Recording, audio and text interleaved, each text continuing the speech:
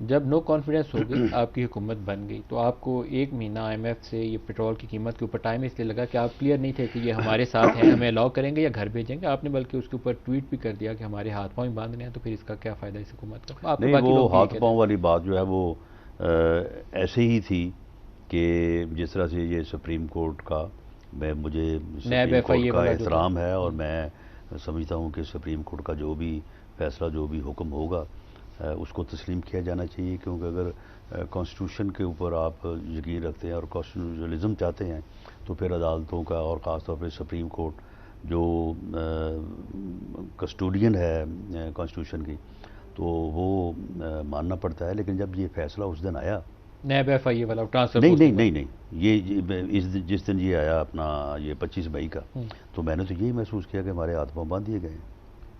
تو اس دن بھی پھر ہمیں یہی احساس تھا. تو وہ میں نے اس تناظر میں جو ہے وہ بات کی تھی. لیکن یہ جو بات آپ کر رہے ہیں نا کہ کسی نے کہا تھا تو ہم یہ پیٹرولنگ کی قیمتیں جو ہیں، نہیں، یہ ایسے نہیں ہے. میاں نواز شریف صاحب اس حق میں نہیں تھے، اصل بات یہ ہے.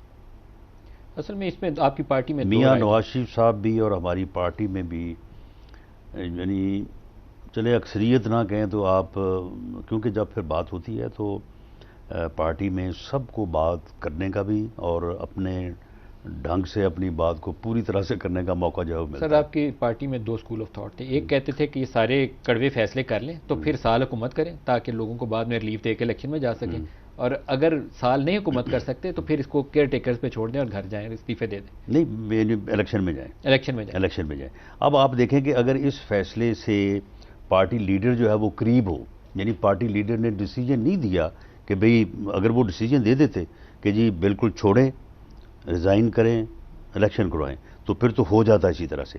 لیکن انہوں نے جو ہے وہ فیصلہ تو نہیں دیا، لیکن وہ اس فیصلے کے قریب تھے. تو اب آپ پھر جب ہم گئے ہیں وہاں پہ لندن میں، تو وہاں پہ بھی ان کی ہمارے ساتھ بحث مباحثہ، جو دوست اس بات کے حامی تھے کہ ہمیں آگے چلنا چاہیے اور ہمیں یہ کڑوے فیصلے کرنے چاہیے، تو ان کی براہ راست وہاں پہ جو ہے وہ بات ہوئی ہے، بحث مباحثہ ہوا ہے. تو میں بھی وہاں پہ موجود تھا، لیکن میں اس نقطہ نظر کے تھوڑا قریب تھا رہنا چاہیے کہ سال ہم آفس نہیں، میں, ہمیں الیکشن میں جانا الیکشن میں چاہیے. جانا چاہیے. میرا نقطہ نظر یہ تھا. اور شہباز صاحب چاہتے تھے کہ یہ فیصلے کر کے سال حکومت کریں. شہباز صاحب نے تو وہاں پہ یہی بات کی کہ جی آپ جو فیصلہ کریں میں اس کا جو ہے وہ پابند ہوں. اور شہباز صاحب کا ہمیشہ سٹانس یہی ہوتا ہے کہ وہ ان کے فیصلے کو جو ہے وہ ہمیشہ جو ہے وہ فالو کرتے ہیں. تو جب وہ اس فیصلے کے قریب تھے تو پھر آپ مجھے بتائیں نا کہ پھر پارٹی میں پھر یہ صورتحال تو ہونی تو تھی. پھر